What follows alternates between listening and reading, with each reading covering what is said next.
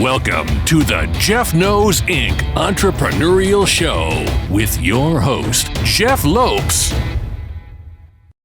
We're live on the Jeff Knows Inc. podcast. I am your host, Jeff Lopes. Super excited to have across from me, Clark Bartram. What is up, brother? Let's go, man. I'm excited. Flex. I love it. We had a little conversation. We have a very close friend network in common with Mr. Funk Roberts. We're going to shout out to Funk Roberts. And we're going to have a great conversation today. Like I never have set questions. I love having this open conversation. Let's start off with Clark. When was the first time you lifted a weight? How old are you? How did you get into it? Let's bring that back quite a few years. Okay. So we'll go back to the age of 14 when we had a bull worker. I'm not sure many people will remember what a bull worker is. But if you look it up online, the company still exists. It was a long metal device with handles and a spring on the inside, and you would push it. And then it also had cables that you could throw. Yeah, I have one of those. So we shared one between four of us, me, Scott Pizzuti, Tim Gillis, and Eddie Beadle, God rest his soul. And we were trading it around, and we were going to see who could get the biggest biceps. So we had it. We all did 1 week with it. We came back and we met up on the playground of Clarendon Elementary School, where we all went to grade school. And we were doing the flex off. And it came around to me, and I did my bicep. And I've always had a very peaky bicep. And I'll remember it like it was yesterday.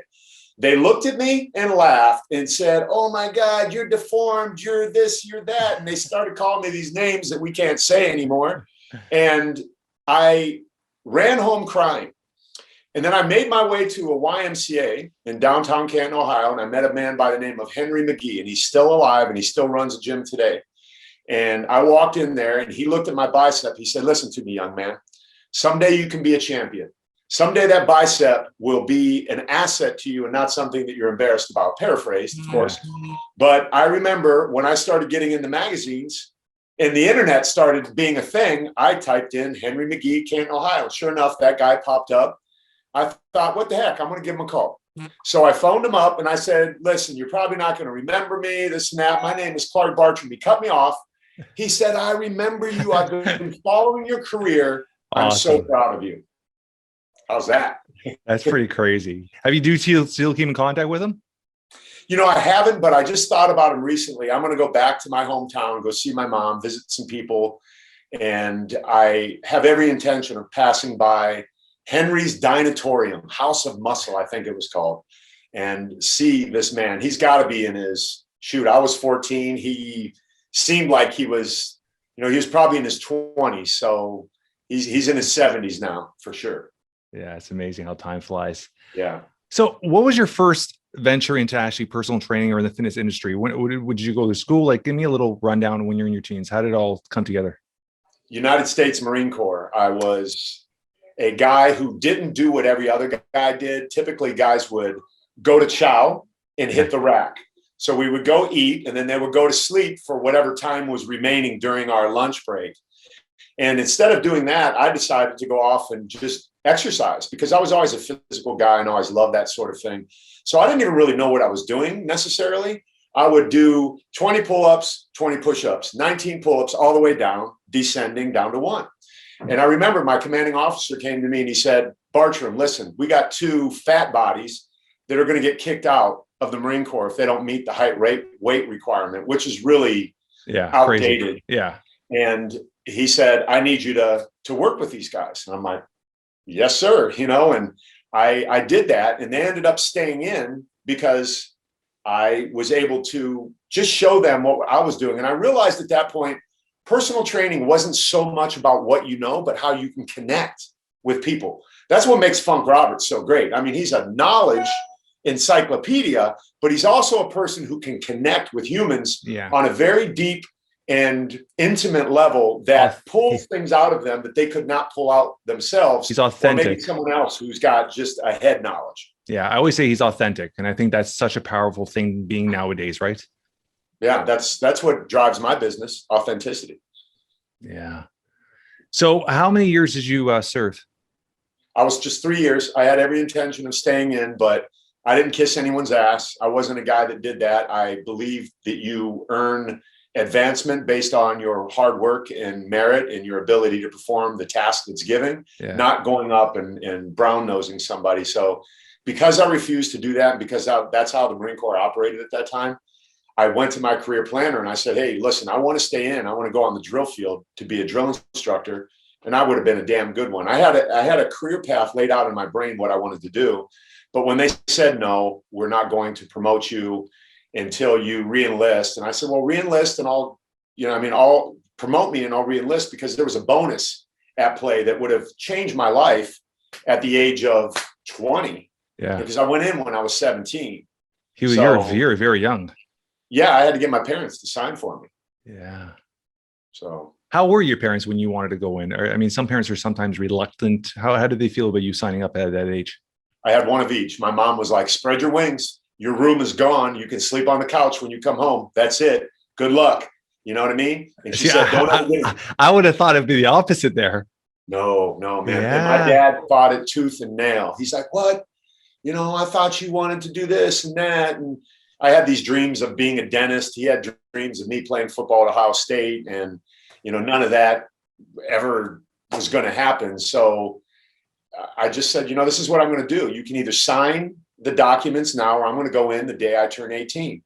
So reluctantly, my dad signed and I went in and I turned 18 in boot camp. I love it. So football, was that something you played through high school?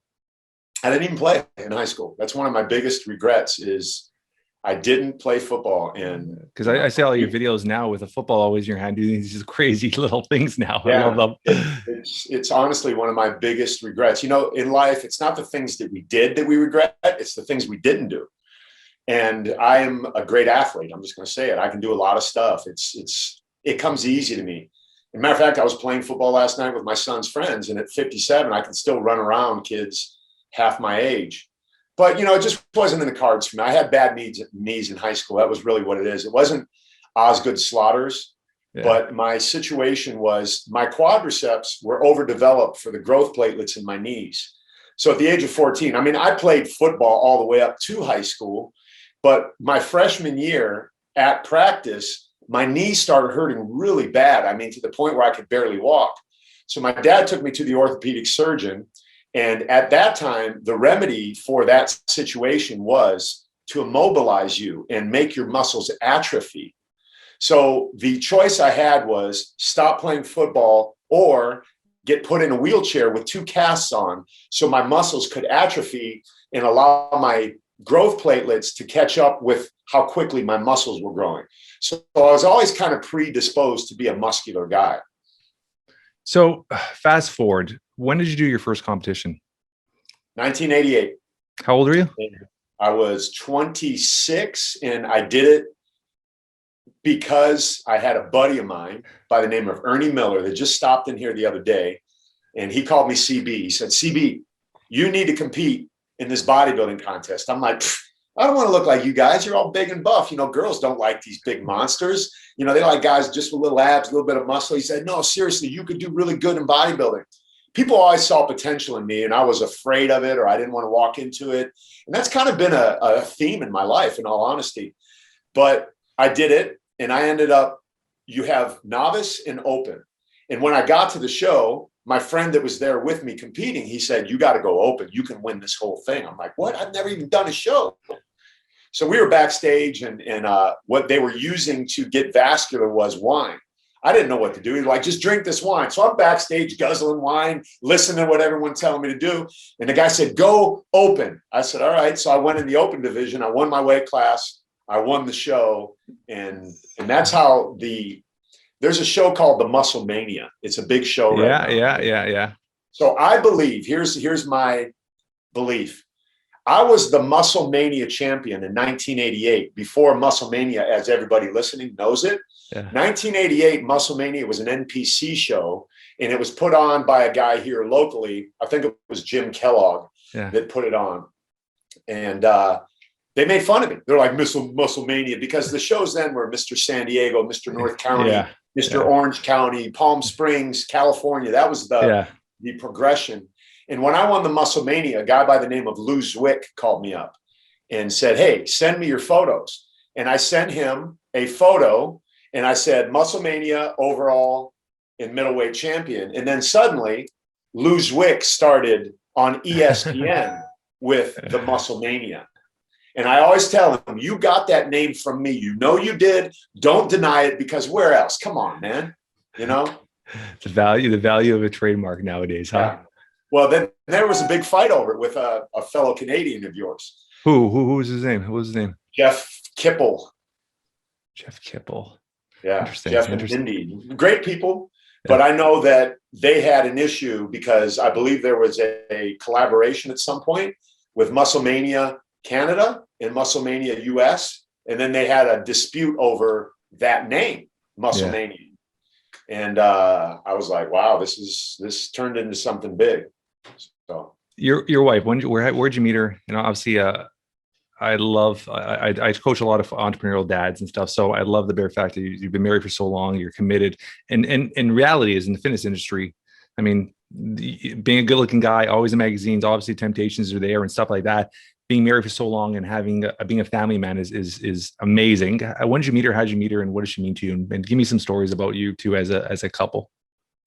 Oddly enough, I met her in the gym. Yeah. And it was,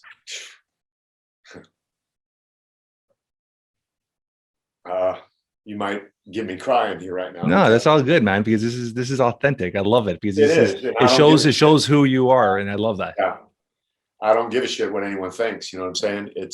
But it makes me reflect on what we've been through. You talk about, give me some scenarios of your life. Yeah.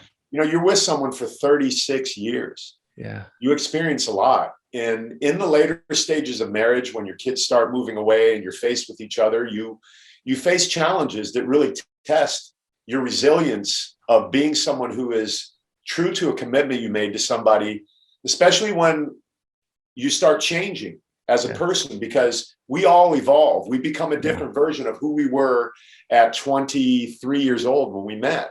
Yeah. So I'll never forget, she walked into the gym and I was the manager of a new gym. And I always knew it was like Arnold. Arnold described his wife. He described Maria Shriver before he ever met her. He knew exactly what she looked like. I knew exactly what my wife looked like. And she's probably sitting out here listening, but I love it. When she walked in, I'm like, it's her. That's my wife. I mean, literally. And I was a guy that took advantage of my looks then and was that guy. You know what I mean? Yeah. But I knew right then. And how old are you, Clark? How old are you? I was 23 or something. So you're young still. I'm young. And I had experienced life in hyper speed. Yeah. For a 23-year-old. I'd already traveled around the world as a Marine. I had been exposed to more life as a man than most men will ever experience. And I'm not saying that as some badge of honor. I'm saying that to the point where I was done living that life, man. And it was not something that resonated with me, even though I was acting that way. It wasn't who I was at the core. Yeah. And it's really interesting because I see it in my son now. I watch my son. He's not a promiscuous guy. He's good looking. He could get any girl he wants. And I look at his peers and I watch how they behave themselves. And I sit back and I look at my son, who was the quarterback in college, good looking guy, but he wasn't that guy. And I'm like, I'm so grateful that he got that part of me, but he didn't even go to the lengths that I went to. But when I saw my wife at some point in the process of us getting to know each other in that gym, I was standing next to a friend who is my manager, and Anita is her name. She was standing across the gym on a scale. And I said, see the girl over there on the scale? He's like, yep. I said, I'm going to marry that girl one day. And I'll never forget, he elbowed me and he's like, you get married, bro? That'll be the day. And we had our first date at his house, and we just ran into him at a concert just a couple years ago before COVID happened and all that, where he's married to the same lady that I introduced to when Anita and I went out. Anita went out on our first date. So yeah, that's crazy. Yeah. And she's been a very supportive person in my career. Can you imagine, like, you even tapped into it. Can you imagine being married to me? Yeah. Like, I've been all around the world modeling with beautiful fitness models. I've been on cover after cover after cover with girls. And the only thing that you have in your mind is a picture that you see on whatever, a magazine, and then you start creating these stories in your head. And it takes a strong person to put up with that sort of thing. And as much as my wife is not like actively involved in my business, she's actively involved in my business. Yeah. And I've been guilty of like accusing her of not supporting me when that is so far from the truth, and I'm learning a lot. I'm learning so much. I've been married for going on to 18 years now, and I'm 44, and I have 3 main companies, but my wife is very independent. And I think she's very much like your wife. She has that great independence, but she's very supportive. She's that grounding anchor when I come home. And I think that's so amazing, having that grounding anchor, because when you're an entrepreneur, you're always on the go. Life just gets to you. And sometimes just coming home and having that ground, that reality check, like, hey, this is where you belong, is so powerful. And I appreciate that, man. I appreciate that. How old are you when you had your first child? You have 2 children, right? A boy and a girl? Yeah, 26, I believe, when Taylor was born. And Taylor is 30 now. Yeah, so around 26. What does fatherhood mean to you? Everything. I love it. I love it. Give me some detail. Give me some stories of you and your son, and then I want to hear some stories of you and your daughter. Because if you know, I mean, after this is done, we'll talk a bit. If you know, a lot of my story comes through my son, where we'll talk after about it. But 13 years ago, he was born and he was diagnosed with cerebral palsy, and he was going to be confined to a wheelchair. And I've spent the last 13 years changing his narrative, changing his path. And I got him from hospital wheelchair to AFO braces to, we set a goal 5 years ago. Before his 13th birthday, he would run his first marathon. By his 12th birthday, he was out of his braces. By his third, he turned April 19, 2021. 13 years old. April 18th, we ran our first marathon together, and I'm documenting his whole life. And this has been this incredible journey, because he's just this angel, this kid. Like, I talk to my son, I get goosebumps. He's just this sweet. I call him my puppy. I come home and who's the first at the door? He's being a dog to the door. He's come give daddy a hug and a kiss every minute. So fatherhood is a massive part of who I am. So what does fatherhood mean to you? Give me more details. Give me some stories of your son, because obviously you have a passion there, because that almost brought a tear to your eye as well. Well, first of all, let me say this. I've been, one of my closest friends on planet Earth has cerebral palsy, so I'm very familiar with that. I watched him do the opposite of what you just described with your son. John Riccio is one of the most inspirational people on planet Earth. And I watched him go from being able to walk on crutches. He lived with us for a while. I would challenge him, throw the crutches down, and he would walk, and he would kind of look like an orangutan a little bit, because this is how he got his balance. Yeah. And we would laugh, we would have fun. But throughout the course of time, because of his condition, he had a situation where there was no blood flow to his legs. So they had to do this cross vacillation type of anyway, this guy's had 150 surgeries in his lifetime. The last 3 took off from his knees down to stop that, from his knees to his thighs, now a total hip articulation. He is a upper body only.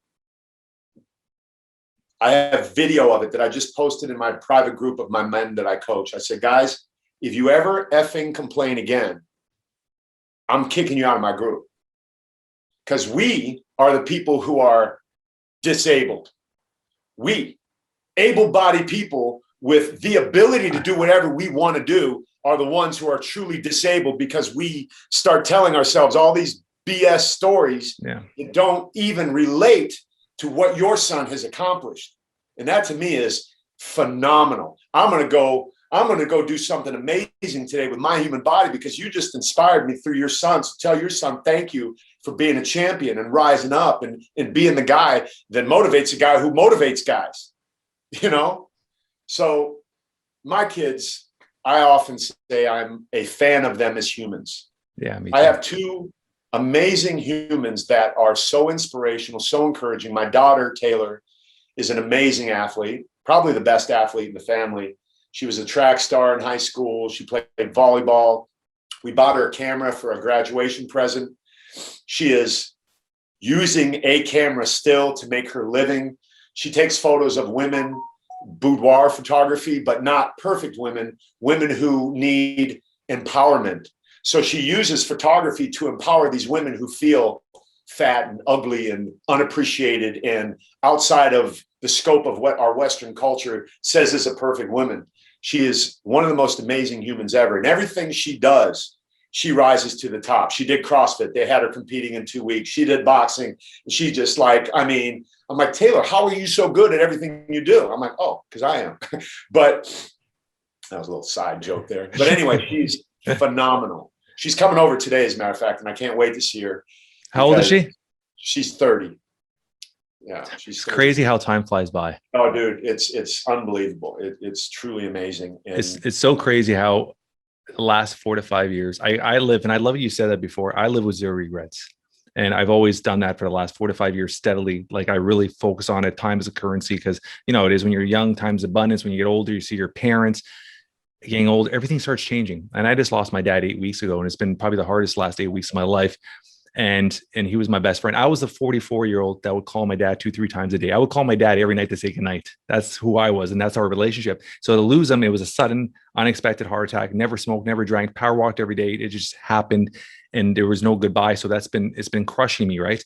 But I lived with no regrets with him. So I love that you said with the regrets, because that's the biggest thing is you always hear that people on their deathbed, the regrets of the things they never did, they never tried, they never accomplished. Right. So I love that how you understand that. And as you're looking at your daughter 30, like I look at my daughter just turned 15 and I swear to God, she's a splitting image of what you're saying about your daughter. She's a super athlete.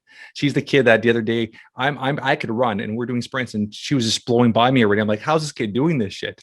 And it's funny because both my kids, they don't play video games. They are workout fanatics. I do all the posts. See my storyline? They're the two fighting for the treadmill at home. They're the ones doing the work. They're steadily every day they work out. Like December breaks now and they're like so excited. I left today and they're doing their workouts together and they train together. They work out together, which is amazing. I love that. So let's talk about your son a bit.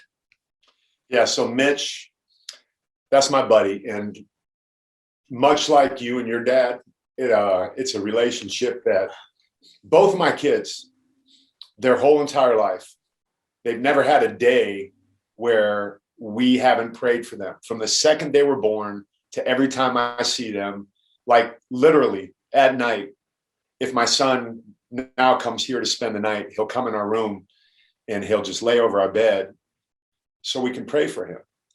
And my daughter too. And it's just such a special thing. And I'm so sorry about your dad because I understand that. And Mitch is a guy who is another person who excels at everything he does, but he does it differently.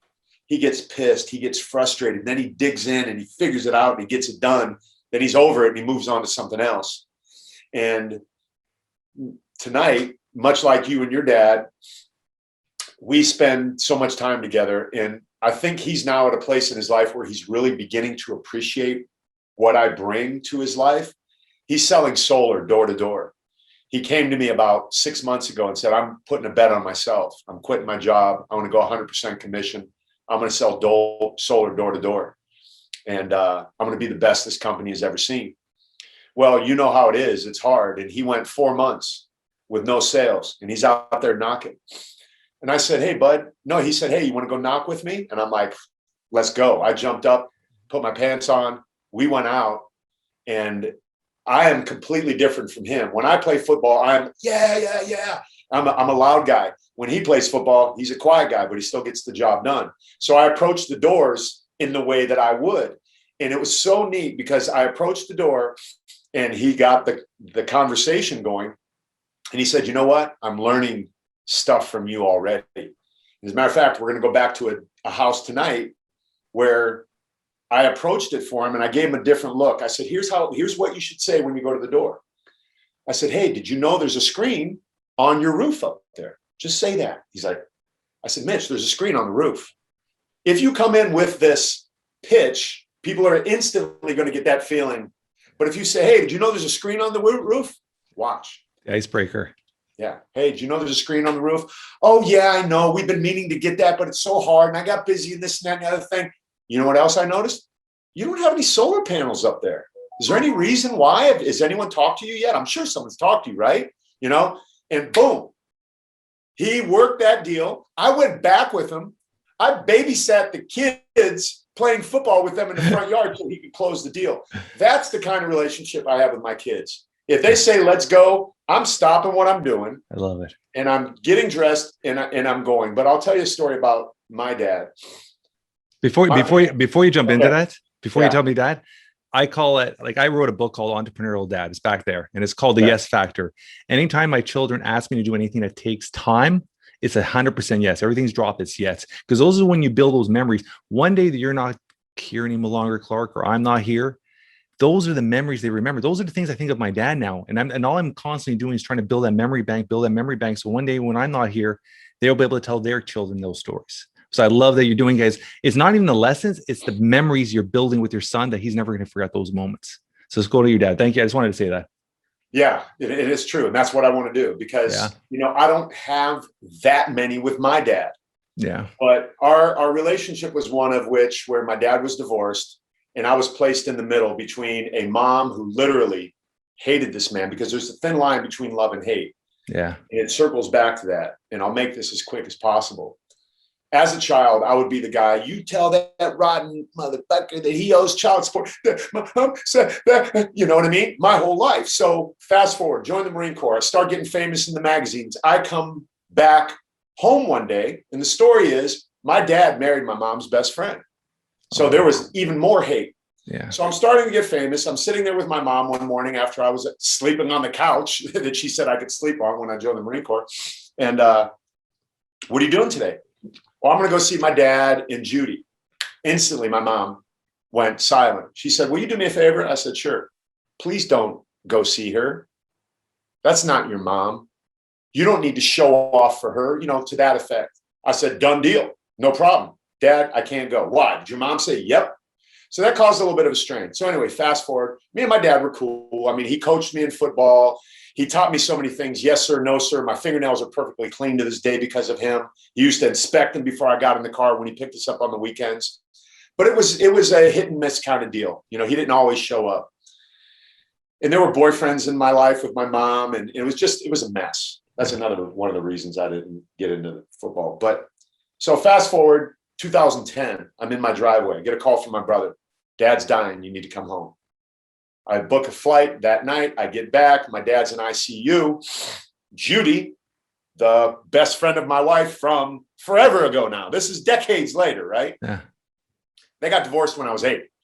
So my dad's there with the freaking mask on. I show up, and on the way to the hospital, I'm sitting with my mom. She goes, you're going to see your dad, huh? I said, yeah.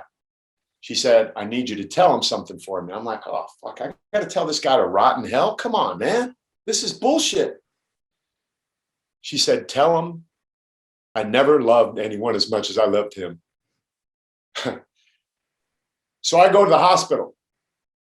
Judy, the ex-best friend, is sitting there. My dad, sitting there. Now, I got saved. I was a born-again Christian in 1988. My dad mocked me and made fun of me, because he was agnostic, atheist, kind of blended together. I didn't know what he was, but he didn't appreciate what I did with that. So Judy's there, and she's like, Clark, do you mind if I go down and get something to eat? I'm really tired. I've been sitting here all day. I said, yes. She leaves. This is your chance. I said, Dad, I need to tell you something. He said, what? I said, Mom wanted me to tell you that she never loved anyone as much as she loved you. Instantly, boom, tear down his eye.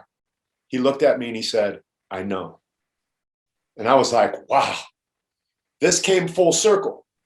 I got to be the bearer of good news. The next day I come back. Same situation. Clark, I'm going to go get some lunch. He leaves. I'm sitting there with my dad. This is a true story. None of it is exaggerated at all. I'm sitting there minding my business. He's, son, yes, sir. Can you hear the music?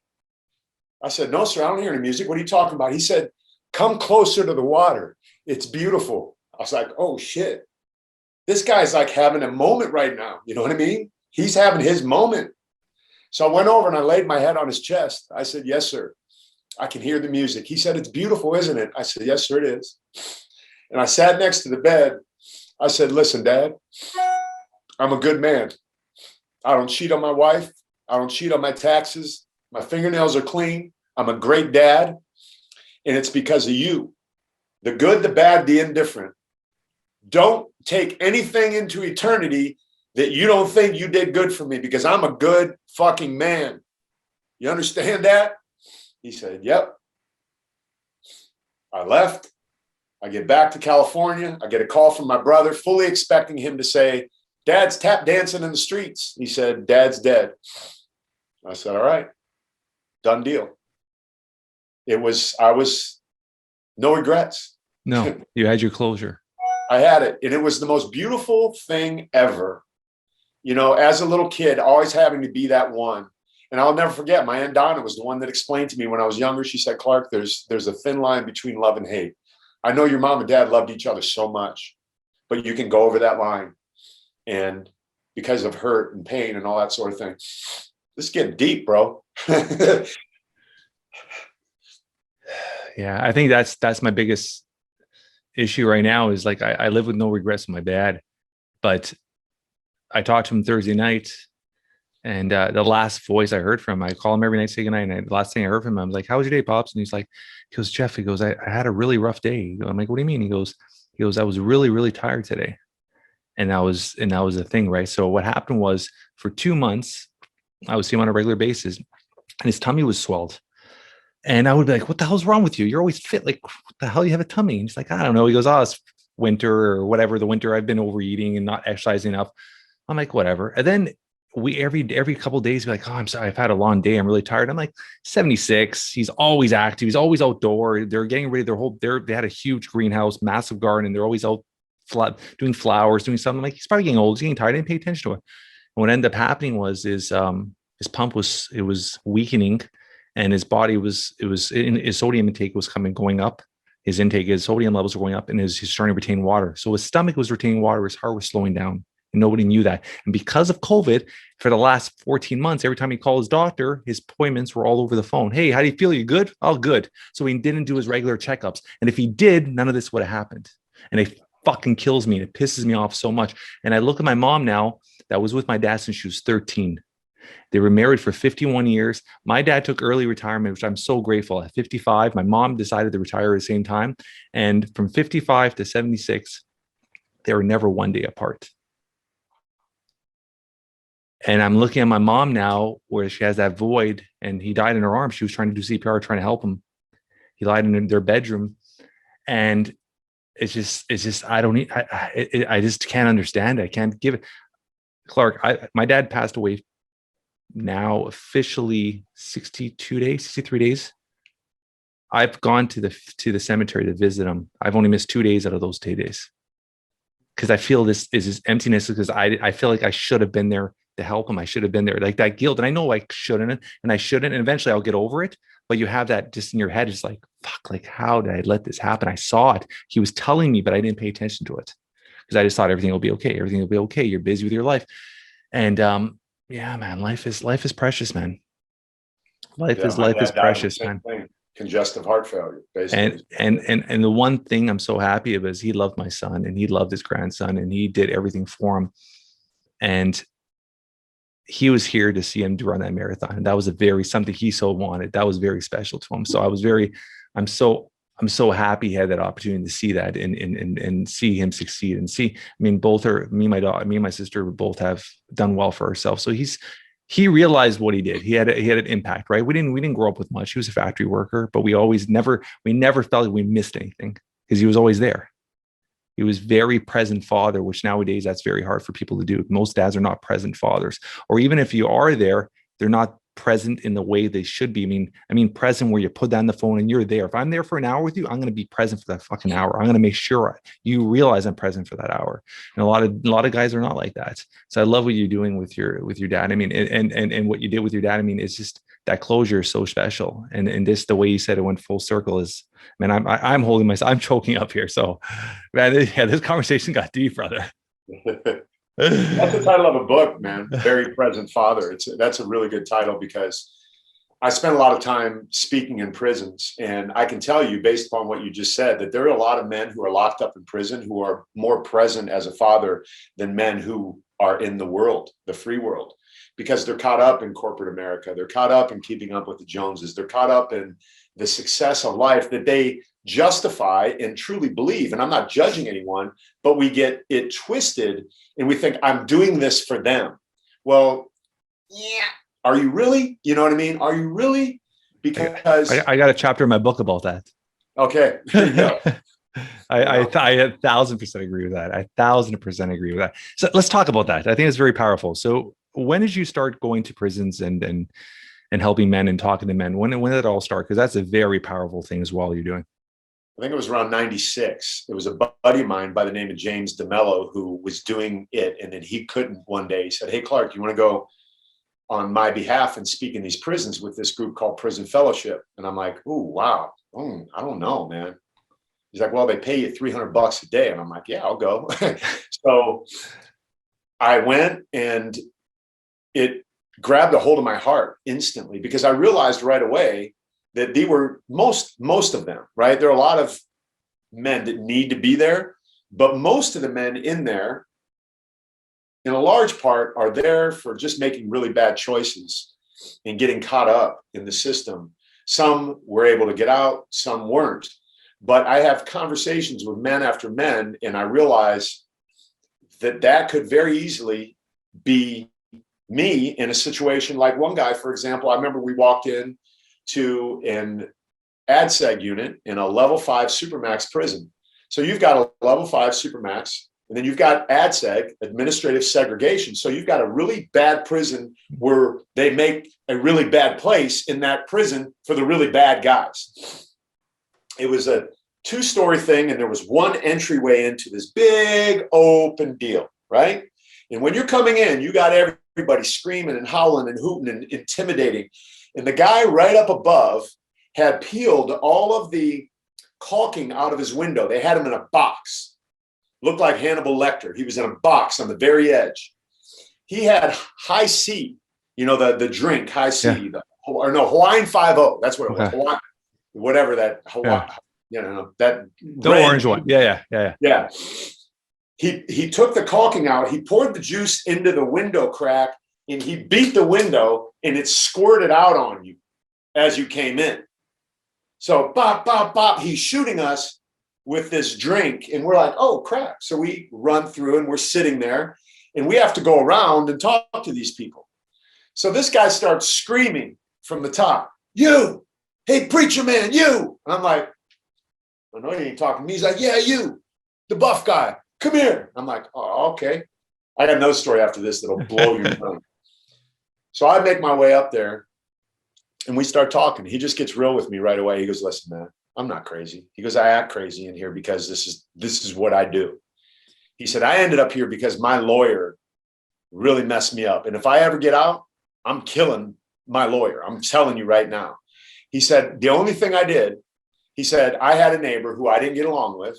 He kept coming in my yard and harassing me. And I told him, don't do it anymore.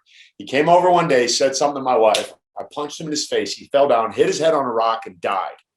So I got manslaughter. My lawyer didn't defend me properly, and I'm in here for X amount of years, whatever it was. It was more than a typical manslaughter case would have been.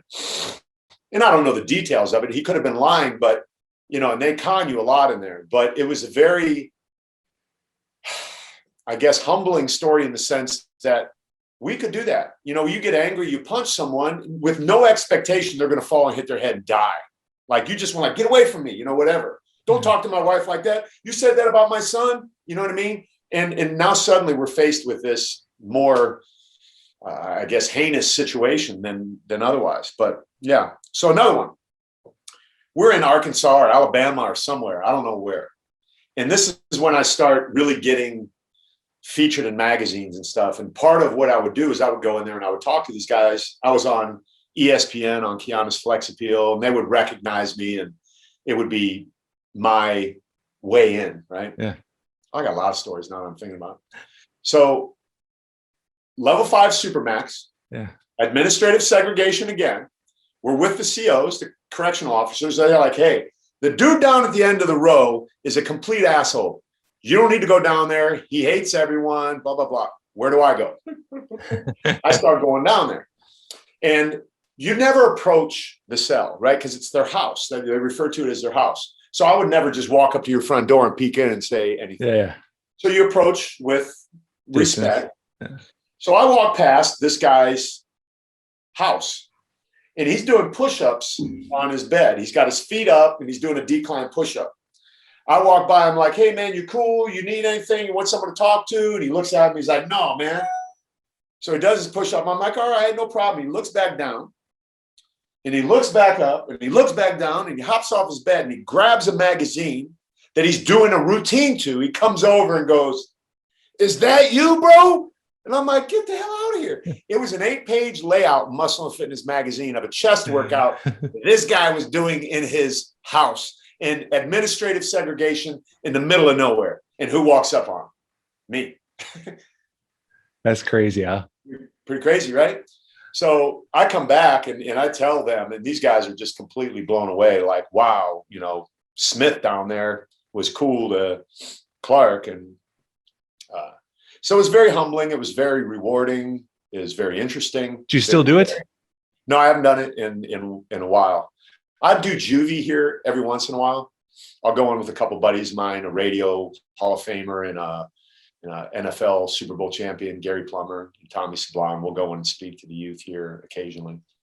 But no, that's an area in a part of my life that I really learned a lot from, specifically on how to speak publicly and specifically on how to be real.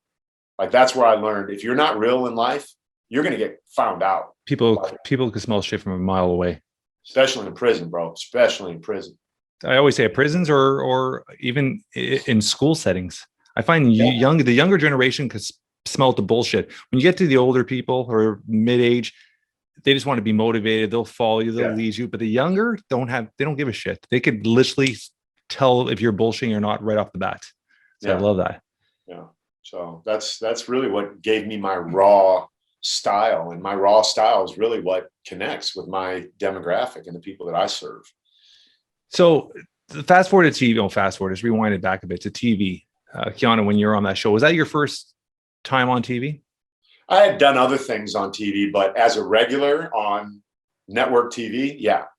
And that was a situation where I had managed a gym and I co-managed it with this guy. And I ended up leaving, and I had a sheepskin seat cover store by the seashore. You did? Yeah, I sold sheepskin seat covers out on the coast.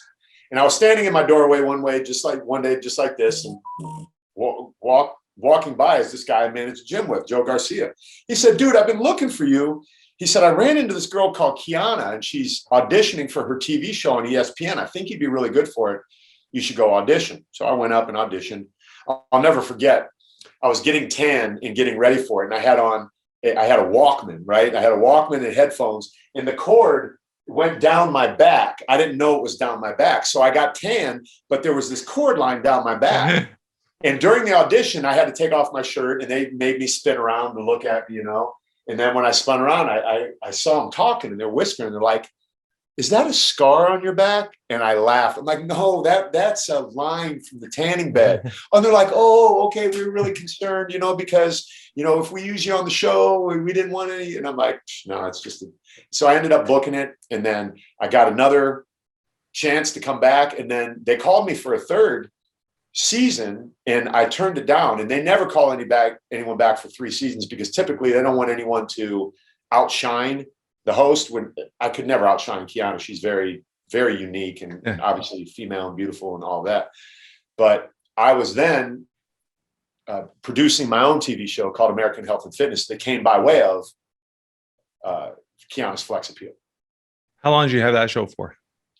That aired for years. Matter of fact, I just pulled the VHS tapes out, and I'm getting them digitized so they live forever. And I was looking at a couple of them. Matter of fact, I posted one of them on my story the other day. I had that show for years. It aired all over on Fit TV, Fox Sports Net, Sky Cable in the UK. So that aired probably 3 or 4 years, I think.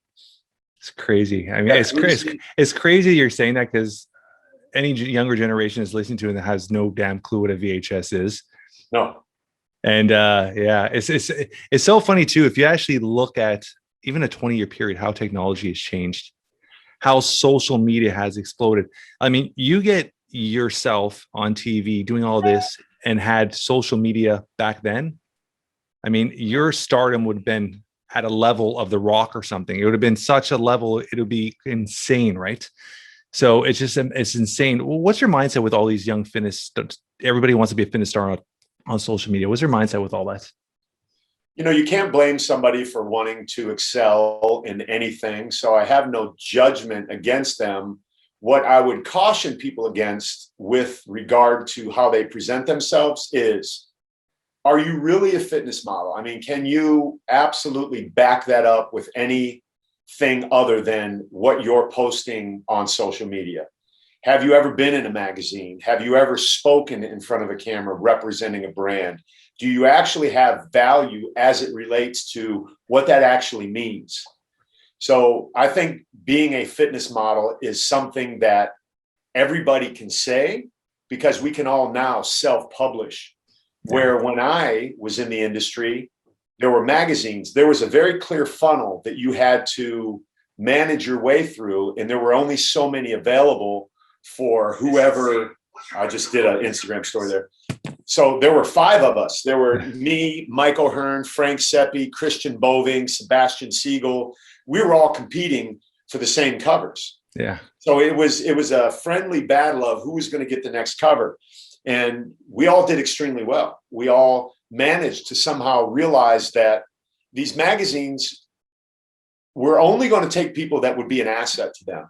So with that being said, if you're out here and you're on Instagram, what you really need to look at is, are you being an asset and a value add to the people that you're trying to connect with? Like, it's not about followers. Like, we never thought how many magazines got sold, how many people followed this, how many people did that. It was, am I filling a need in this magazine? Just sales 101, right? Find the need, fill the need, close the deal. So what is the need in your niche or in your market? What are you doing? I saw a kid the other day in the gym. I'll give you an example of what I mean. I see him. This kid's got an amazing physique and he's tall, right? I'm 5'8". This kid is like 6'2". And it's hard to be that big to have this good of a physique, especially when you're 19 years old, that I found out this kid was. So I approached him and I got all the information. I'm like, listen, this is what you need to do. I'm telling you right now, start building your brand today. You're the hard gainer that, got the hard body. So I started getting him these ideas. That kid took action. I'm watching him on TikTok. I'm seeing him. I'm watching a guy who saw somebody that he knew had the credibility to speak into his life and say this. And this is the difference between him and everybody else. He took action. If all you're getting is likes and comments and you're not producing any income or results, you're just somebody who produces pictures and gets likes and comments. That's it. Yeah. Yeah. I love that. I'm going to go one more spot and then I'm going to ask you a question at the end, but acting. When did you get into acting and what's the whole deal with the Batman thing? And let's talk a little bit about that. So I just saw the picture of that. Like I said, I'm curious and I try to have that curiosity when I speak to individuals for the first time. So I just saw a little picture of that. When did you get into acting? Is that something you're trying to really pursue right now? Not really. Okay. It's more for fun. Passion. Yeah. My passion is I'm a servant leader. I was put on this earth to help men over 50 live in their healthiest body. The Batman movie came purely, I think it was fate now that I look back on it. So the story is Sandy Calora, the guy who produced this, was producing this Batman short film, which was one of the first viral videos on YouTube, by the way. Yeah. He was producing it to be a calling card to Warner Brothers and DC Comics to what he could do to reinvigorate the franchise, which was kind of, trying to find its way. You had the real campy ones with Jack Nicholson, and you had the Val Kilmers and the Michael Keatons and all that, none of which really connected deeply with the audience. And he felt that the missing link was an actual body, like instead of a plastic suit. So he started to seek bodybuilders to play the role of Batman. But what he found through his many auditions were most of the bodybuilders, not all of them, but most of them weren't athletic enough to really be like ninja-like and do what Yeah. Batman does. So he was getting frustrated. So one day, as the story goes, he was in Starbucks getting coffee for his girlfriend. And he looked up on the billboard, and my friend Jason Ellis, the king of covers, fitness photographer, had a business card up there. And he saw it and had a picture of a guy. And he's like, maybe this guy knows someone. So he grabs the business card, goes back, calls Jason. He said, I'm looking for a guy with a square jaw, blue eyes, deep voice, good looking, great body, about 6 feet. He's like, damn, you just described Clark Bartram, but he's like 5'8". He's like, I don't care. Call him. So Jason calls me up and he describes this to me. I'm like, no, I'm not doing it. I get tired of going to these auditions where they're asking for guys that are 6 feet tall. I show up, Gunther's there and all these monsters. And here I am like, why am I even here? Not that I have an issue with my height. I'm very confident in who I am. It's not like I'm short.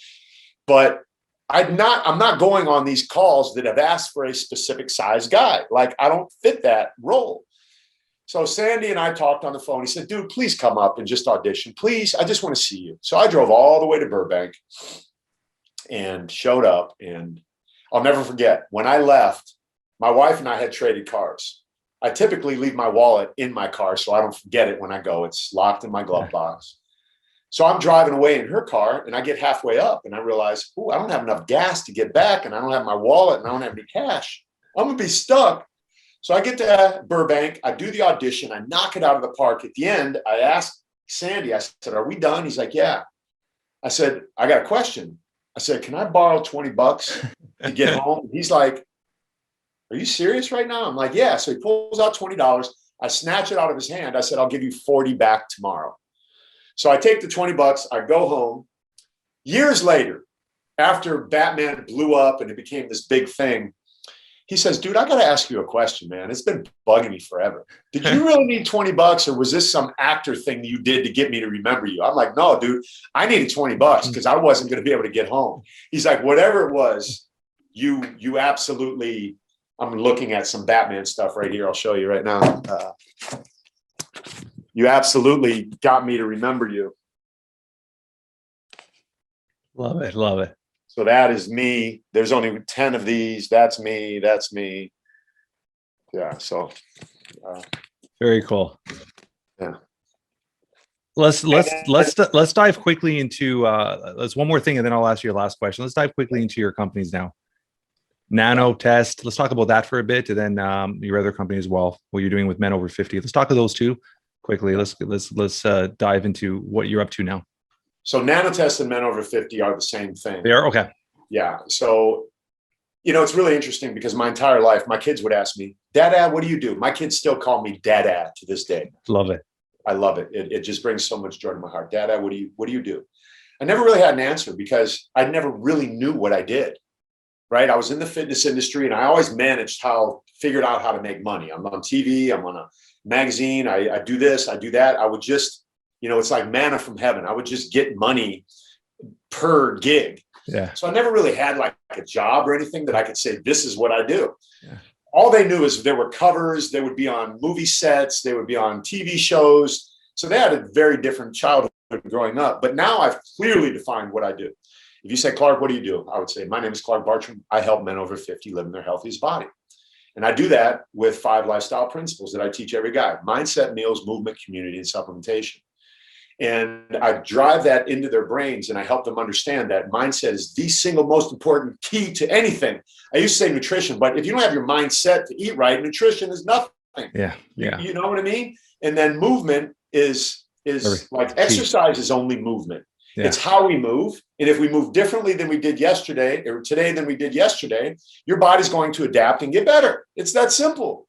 Community is vital. It's absolutely vital. I have a group of 11,000 men. We're probably going to hit 11,000 today or tomorrow. And most of those came through TikTok of all places, oddly enough. Because I was listening to a social media coach guy today, and he was saying, yeah, TikTok's not the way to go. I'm like, you're 100% wrong, bro. There are 50-year-old men on TikTok. Yeah. They're probably looking at, 23-year-old girls' asses, but that's fine. They're still there. Yeah. You know what I'm saying? And when a guy like me pops in and says, hey, I got a free coaching group, bro, come and do this. And then all those football tricks and stuff I'm doing are just, attention getters. Yeah. They're pattern disruptors. and all of that sort of stuff. But I bring them into this coaching group, and I never, ever, ever charge a penny to coach these guys. And I never, ever, ever require that they use my supplement, NanoTest, right here. And after having been involved in this industry in a very deep level, I saw some things that I told myself based upon what my dad taught me. He said, son, if anyone ever gives you $10 to do a job, you better give $20 back in your effort. Do you understand me, boy? Yes, sir. That's how I do my business. My dad and your dad still lives in you. That's how you honor your dad. That's how you continue the legacy. You take the damn lessons you learned from him working in the freaking mills and working hard every day. Son, you get up every day and you work and you do your job great. You come home at night. That's the stuff your dad taught you. That's how you honor him, man. And that's what I'm doing.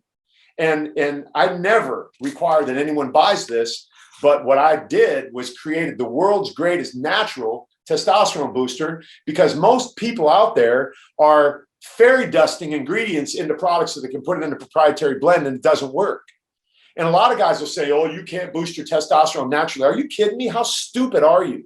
Are you really smarter than how awesome the human body is and what it can do? Anyone that tells me that, I don't care if it's a doctor, a researcher, a scientist, if he says you can't boost your testosterone naturally, I'll argue that till the freaking cows come home. I don't know what that means, but you know what I'm saying? So it's really comes back to the mindset thing. Yeah. And so you can see you just got me fired up, because this is what I freaking live for. I love it. I love it. I love it. Man. And I got guys, brother, that are changing their lives, man. Their marriages are getting better, their attitudes, their confidence. So when guys come to me and say, hey, I want to get 6-pack abs, I'm like, wrong guy. Go see Mike O'Hearn. That's what he does. Yeah. And no, you know, I'm not saying, I just don't focus on that. I want to help men. So here's what Funk taught me. Funk said, Clark, you got to give them a pathway that goes for a year, 2 years, 3 years. Maybe you taught him that.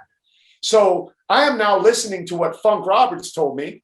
And I have an app where we have, you know, you could do the 60-day solution, then you do the 90-day blitz, then you do the next phase, and you do the next phase. And Funk calls it becoming an alpha male. Yeah.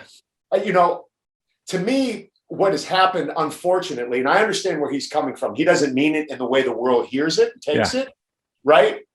So I'm referring to it as become a maximized man. Become a man who is better in every part of your life. Be a better dad, be a better husband, be a better boss, be a better employee, be a better stay-at-home, whatever you do. And if you say, I can't get any better, I don't want you in my group. Or you need to be in my group. You know what I'm saying? Yeah. So my guys are bought in, brother. They're bought in, and lives are being changed. I got guys on my Zoom calls and when I go live that are cross-country truckers that pull their truck over, get up on the top of a mountain so they can get reception so they can be on the call. Love it. Love it. It's amazing. I'm like, how do you get a grown man who's set in his ways to stop and listen to you? And the answer is you be the example. Yeah. You be the one that gets out there and does it. You live the life. You have abs at freaking 57. You can show now. You know what I mean? You don't be the guy that I used to be on fitness covers. I'm on freaking covers right now, today, still at 57. You know, they're still putting me on covers. So I'm not living on past success. Oh, man, come on. I love your energy, buddy. Bro, you got me fired up. I got to go do something now. Anyway, I had to put that away. Oh, I love it. I love it. I'm gonna ask you one more question. Okay. This comes full circle to our conversation today. If something were to happen to you today, in a few words, how would you want to be remembered, described by your loved ones? Clark Bartram loved people. Simple and sweet. Yeah. Love it. Love it. Love it. How can our audience get a hold of you? If they want to, after all of this, just, you know, I think people are going to love you after all this, man. You can't get more authentic than our conversation today. I love it. I appreciate it so much. I'm doing another podcast right after this. I'm coming in hot, bro. You just got me like one of those things, like an SSP. Remember that little? So it's just all my social media is at Clark Bartram. On TikTok, I do something called 3 Moves, 3 Minutes, which is blowing up on TikTok, where I just throw 3 exercises. You do it for 1 minute each. I'm absolutely overwhelmed by the amount of people that get benefit from that. my YouTube, Clark Bartram, all that, just Clark Bartram. NanoTest.co is where you can go check out the supplement. But if any guy is interested, honestly, and you're not already with Funk, and that'd be the only other guy I recommend to you, you can come join my community on Facebook. It's absolutely free. It's just you type in the search bar on Facebook, Nano Test Performance, it'll pop up. But I will tell you this, if you do join my community, I fully expect that when you come in, you do exactly what I ask you to do, because I have a very systematic way of bringing you into a community. One of my mentors once told me, you're only committed to what you confess. So I ask when you come into my community that you shoot a video saying, hey, my name's Clark. I'm from San Diego. I saw you on TikTok, and I'm here because I kind of lost my way. I want to lose 30 pounds. I want to get my confidence back. And the way you can support me in this group is hold me accountable. Make sure if I disappear that you search me out. Here's my phone number. I really want to do this. I have a tendency to quit and give up. There's my story, and that's it. Boom. You post that. Now I know. You know what I mean? I can't help anyone that's not visible, that's not there, that doesn't let me know. So I got guys being real and vulnerable, and their lives are being changed. I love that. Accountability. Accountability is everything, is key, man. Yeah. I love that. I love it. Man, this has been a great conversation, brother. I appreciate you. Don't go when we hang up here. I want to talk to you a quick couple seconds, but thank you, man. I appreciate this. It's been awesome. My pleasure. Thanks for listening, everyone.